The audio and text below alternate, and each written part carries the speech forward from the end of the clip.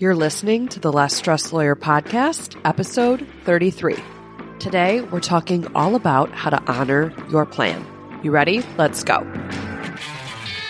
Welcome to the Less Stressed Lawyer, the only podcast that teaches you how to manage your mind so you can live a life with less stress and far more fulfillment. If you're a lawyer who's over the overwhelm and tired of trying to hustle your way to happiness, you're in the right place. Now, here's your host, lawyer turned life coach, Olivia Vizacaro. Hey there. How's it going? I hope you are well. I am coming at you live. I guess not really live because this is recorded, but I am recording this late at night from the comfort of my home. I'm actually home again after all of my travels, and it's so nice. It was so amazing to see my cats for the first time in a couple of weeks. Shout out to my amazing cousin Emily, who was kind enough to stay here with them and take care of them while I was gone. And I'm ready to kick things off and get back into a regular work week, which starts tomorrow. And my sleep schedule's a little wonky because I've kind of been all over the globe. Like I said in a previous episode, I feel like Carmen Sandiego. But aside from that, hopefully I get back on track as far as sleep's concerned this week. But it's good to be home and it's good to be getting back into my routine, back into the swing of things. So I hope you're about to do the same. By the time you listen to this on Tuesday, you'll be kind of into your week already, but I hope your routine's going well. And I'll record an episode on that, just on routines in general, because I get a lot of questions about routines.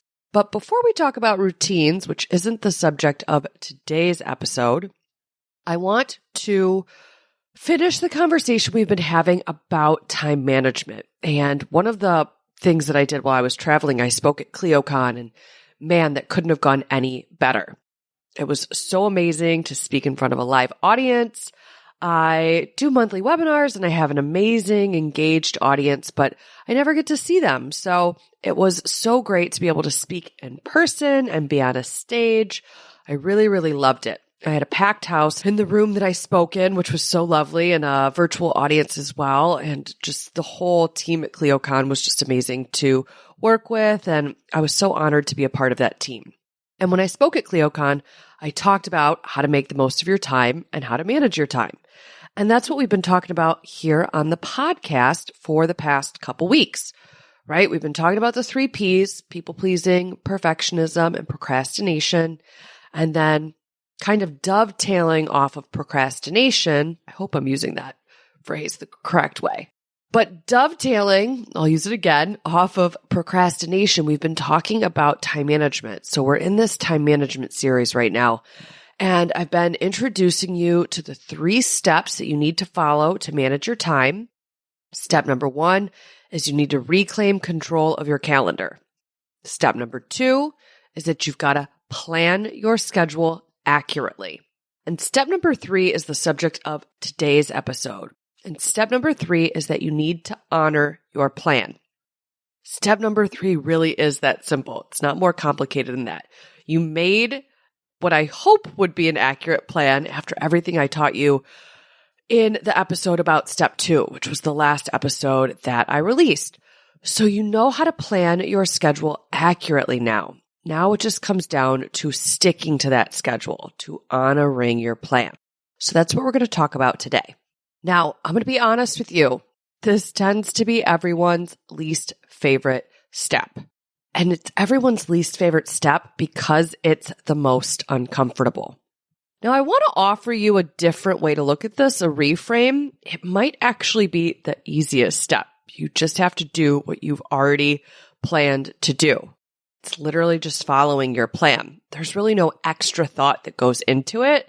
So I want to just offer that to you. You can start to think about this as the easiest part of managing your time. But for a lot of people, it's the hardest, not because it's actually hard, but because it's very uncomfortable to honor your plan and to do what you said you were going to do when you said you were going to do it.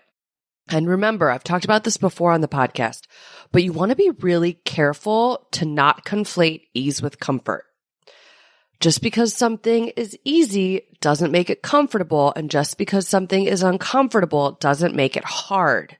So you want to be really good at discerning between the two and to accurately assess why it is you're avoiding something. A lot of times we like to say we're avoiding something because it's hard, and it's not actually hard. So it's a little bit of a fib that we tell to ourselves. Be on to yourself if you do this. A lot of times it's actually quite easy to do what we're avoiding. It's just not comfortable, which is exactly the case with step 3, honoring your plan. Now, like I said, this isn't difficult. This isn't hard, just uncomfortable. I make it even easier for you by breaking this down into another rule of 3. And you'll notice I use rule of 3s. It's an old trial attorney trick. Tell them what you're going to tell them, and then tell them again. Tell them what you told them. So I use rule of 3s because it makes things really easy to remember. So that's why I break time management down into the 3 simple steps. And then step 3, I break down into another rule of 3, just to make it even easier for you to follow. I've seen a lot of time management gurus break things down, and you have to discern whether something's important or urgent. And I find that really unhelpful. I remember when I was practicing, I felt like all of my work was both things all of the time. So it was really hard, and it also felt really time consuming, and I was already scarce on time, or thought that I was scarce on time. So I didn't really want to give more time into making that determination. Was something urgent? Was something important? Was it non-urgent? Was it an emergency? That just felt like a little too cumbersome in the moment all day long. So I don't make you guys do that. I make it really simple. There's only 3 things you need to do to honor your plan. You need to start your work on time. You need to work without interruptions, and you need to end on time. All right. So we're going to just get a little bit more specific about each of those 3 things today. If you do those 3 things, start on time, work without interruptions, and end on time, you will honor your plan. One just comes with the other. So if you follow these miniature micro 3 steps, the bigger step, step 3, is done. Now, before I get more specific about each of these 3 micro steps for honoring your plan, I just want to say that this part of time management truly is a masterclass in learning how to embrace discomfort.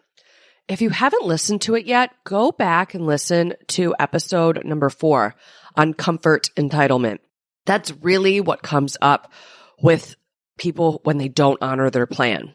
They're entitled to feeling comfortable, they begin to feel uncomfortable, and then they avoid that discomfort. So learning how to honor your plan by starting on time, working without interruptions, and ending on time really is a masterclass in learning how to not avoid discomfort, but how to embrace it instead. Now, with that in mind, we can break this down into these 3 micro action steps, starting on time, working without interruptions, and ending on time.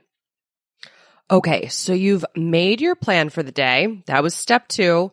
So you should have something on your calendar, and the time should come to start working on it. All right, let's just say you decided to work on a brief. You were going to do legal research for 4 hours from 9 to 1. And it's 9 a.m., so it's time for you to start working on that brief, and you don't feel like doing it. And typically when you don't feel like doing something, you avoid it. You do something else instead. Maybe you procrastinate altogether. You do something that brings you that temporary comfort instead of honoring your plan. So as we go through each of these 3 micro steps, start on time, work without interruptions, end on time, what you want to be paying attention to is your reasoning for not doing any of those micro steps. And it's going to be because you're unwilling to feel a negative feeling that comes with doing the micro step. Okay, so taking the micro step number 1, starting on time, I want you to be thinking, what types of discomfort come up for you that cause you to not stick to your plan, to not start on time? For a lot of people, they might be feeling confused because they're thinking, I don't know where to start. And instead of starting on the project, they don't start on the project. They just avoid it. Now, if you planned your schedule accurately, you should have planned to solve for this confusion. You should know where to start. But confusion might be a reason that you tend to avoid getting started. If that's the case, you just want to be aware of this. You're going to have to allow yourself to feel confused and work through it instead of avoiding it or reacting to it. Now, if you're anything like me working on discovery responses, you might feel bored or really bothered, or maybe frustrated or annoyed. Maybe you think the project that you're working on is really pointless or stupid, or there's a better way to do it. And when you're thinking those thoughts, you feel those negative emotions, bothered, annoyed, frustrated. Maybe you just think what you're working on is really boring. If you think it's really boring, you will feel bored. And it's going to create so much resistance for you starting that task, right? So instead, you're going to avoid those negative feelings by avoiding the task that you planned to do. The answer here is to feel these negative feelings on purpose and take very intentional action in spite of and despite them, all right? So you're going to feel bored and start the task anyways. You won't die if you feel bored, I promise. You can feel bothered or annoyed and work on what you plan to work on anyways, instead of avoiding it or reacting to it. You might be feeling overwhelmed. You just have so much to do, and even though you planned to do this one thing, something else feels more urgent in the moment. You want to get to something else that maybe you didn't have in your plan for the day, but it just came up. And you have to sit with feeling worried and anxious and stick to your plan. And most of us don't do that. Instead, we avoid feeling worried or we react to it and we don't follow the plan. We do something else instead. Maybe we tend to that more urgent task that came in that we hadn't anticipated. Same thing happens when we avoid feeling guilty, right? Maybe someone asked us to do something and we had a plan for the day. And instead of honoring our plan and feeling guilty about sticking to our plan, we avoid feeling guilty or we react to feeling guilty and we people please instead of honoring what we said we were going to do and starting on time. So whether it's guilt or worry, if you're not starting tasks on time, you're not feeling these emotions. You're avoiding these feelings. They're uncomfortable, and then you run for the hills rather than feeling that discomfort on purpose and sticking to your plan and starting on time. All right? A lot of these emotions are going to be the same or very similar for all three micro steps: starting on time, working without interruptions, and ending on time. All right? So I want you to be on the lookout for them. You're going to probably see trends and themes, the common emotions that you don't like to feel that you tend to avoid instead of embrace, okay? Another big one for people that will keep them from getting started, their unwillingness to feel it and take action in spite of it, is inadequacy. So they feel unprepared or they feel inadequate, worried that they're not going to do a great job, maybe that they don't have the requisite skill set or the knowledge. They're not good enough. I'm using air quotes, you can't see it, but they're not quote unquote good enough at doing whatever it is that they're supposed to be doing. And they don't like doing it and feeling inadequate. So instead, they avoid, right? They push it off. They put it on the back burner. They do something else that they feel more competent and capable to do, or they just procrastinate altogether. But either way, they're not sticking to the plan. They're not starting the work that they plan to do on time. So you want to be on the lookout. Are you avoiding any of these emotions? Do they start to come up for you and then do you try and escape them? The solution is always going to be to feel them on purpose. Now, people ask me this a lot.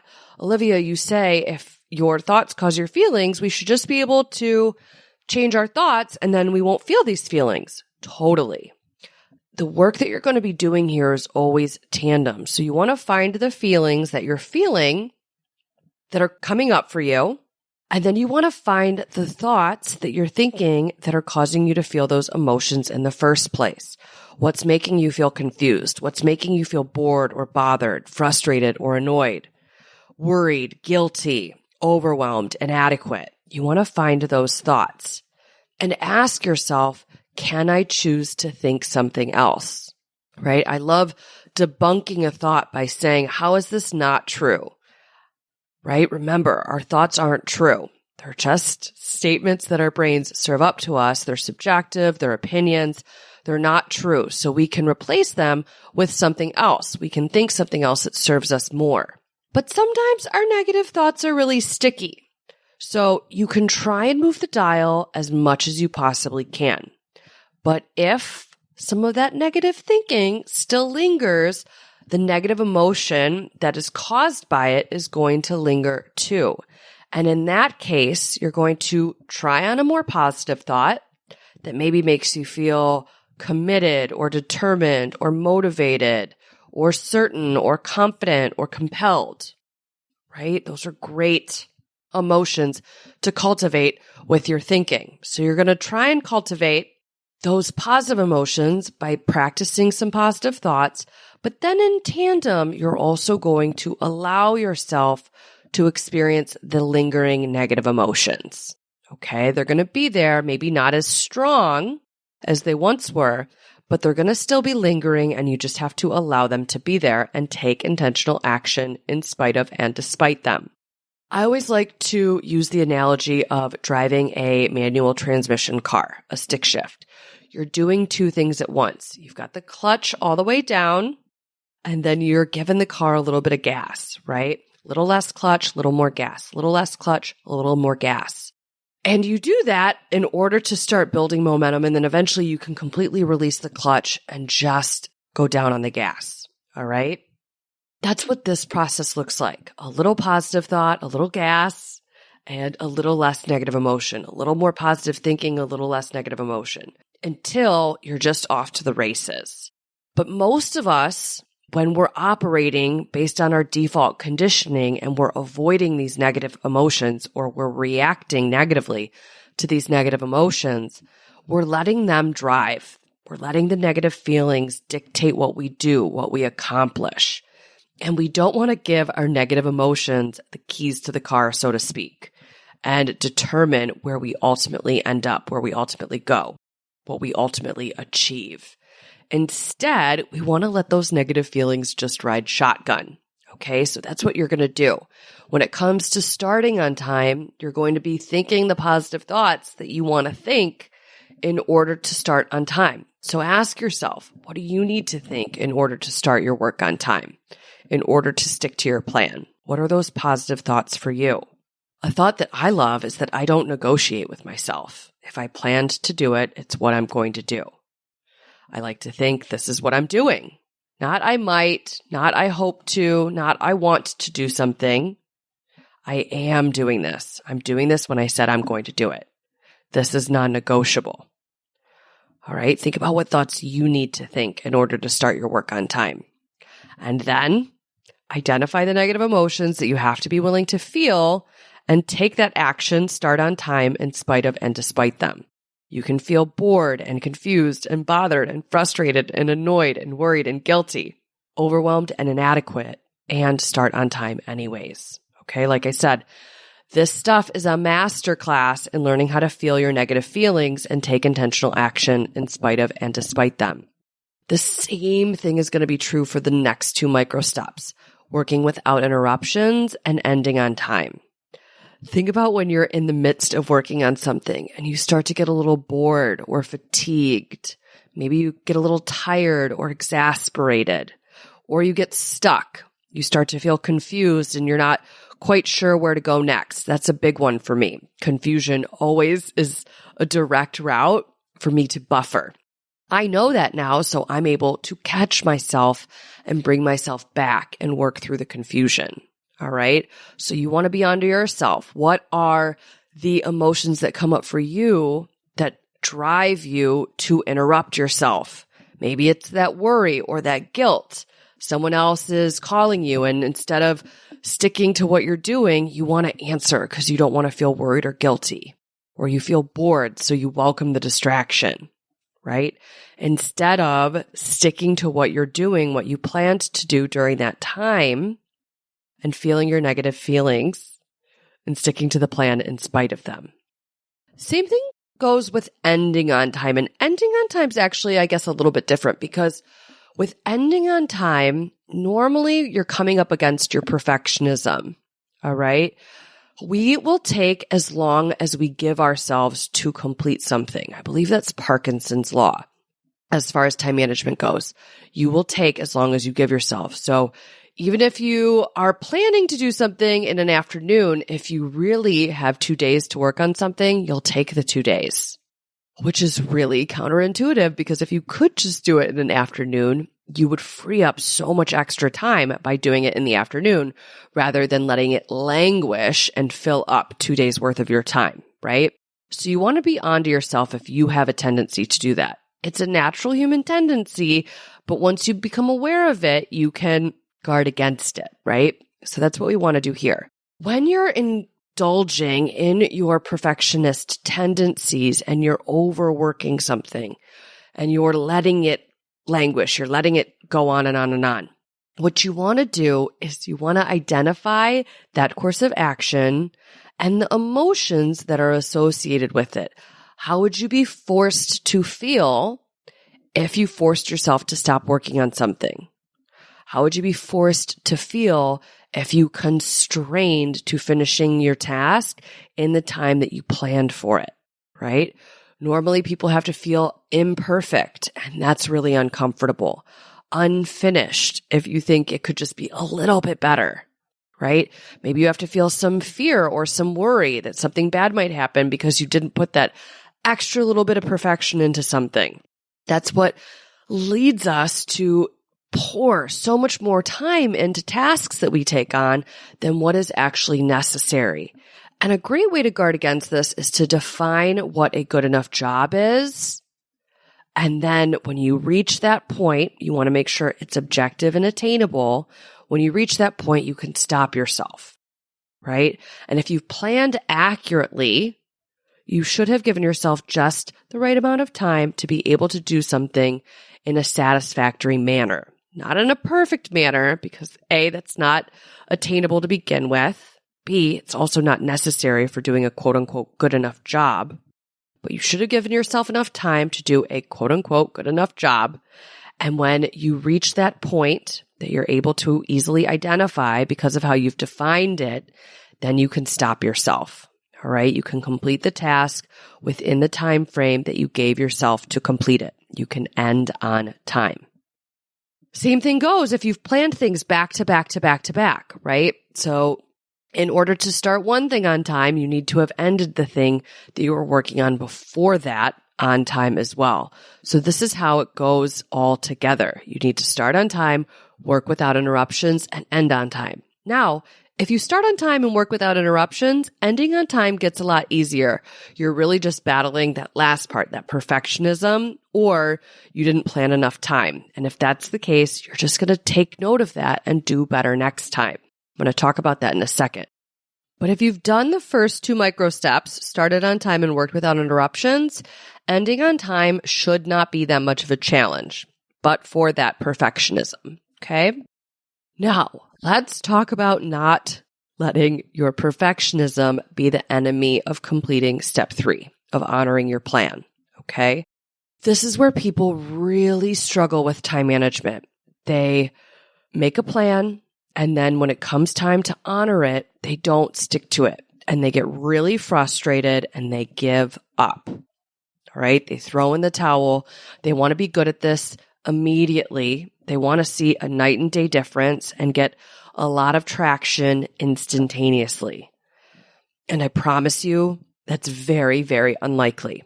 You're working with time in an entirely different way than you have most of your life or all of your life, right?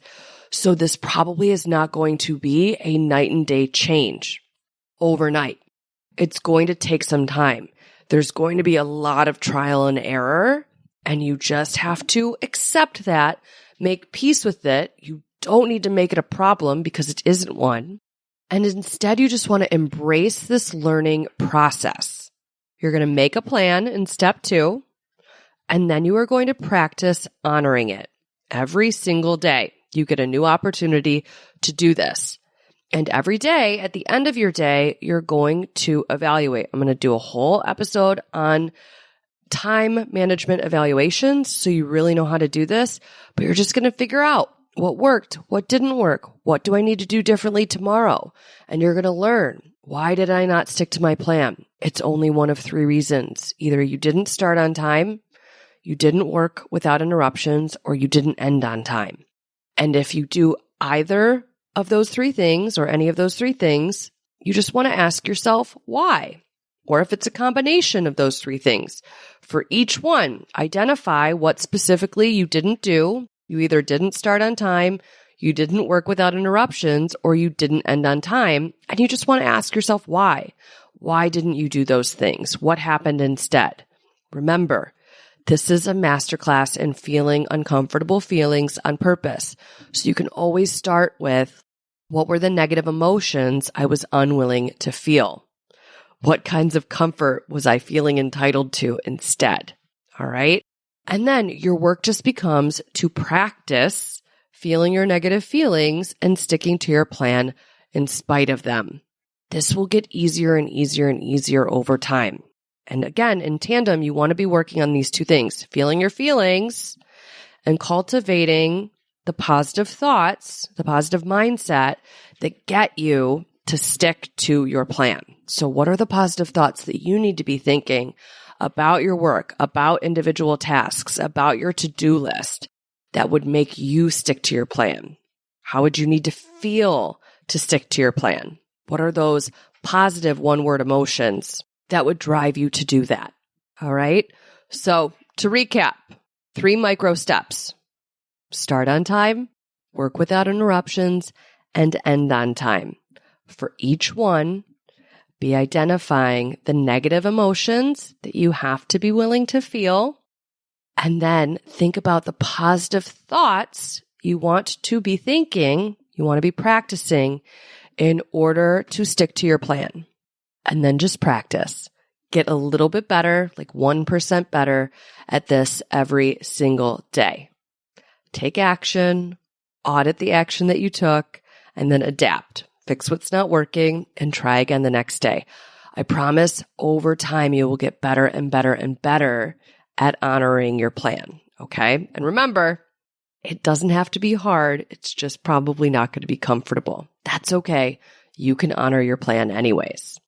All right, my friends, those are the 3 simple steps to managing your time. You've got to reclaim control of your calendar, plan your schedule accurately, and honor your plan. To honor your plan, you just take those 3 micro steps. Start on time, work without interruptions, and end on time. I'm going to do a whole episode, like I said just a second ago, on how to do a time management evaluation so you're able to get the most out of your evaluations in order to make the most progress, in order to improve as quickly as you can with this Act, Audit, Adapt process. That's for a different episode, though. So in the meantime, have a beautiful week. I will talk to you in the next episode. Thanks for listening to the Less Stressed Lawyer podcast. If you want more info about Olivia Bizzacaro or the show's notes and resources from today's episode, visit thelessstressedlawyer.com.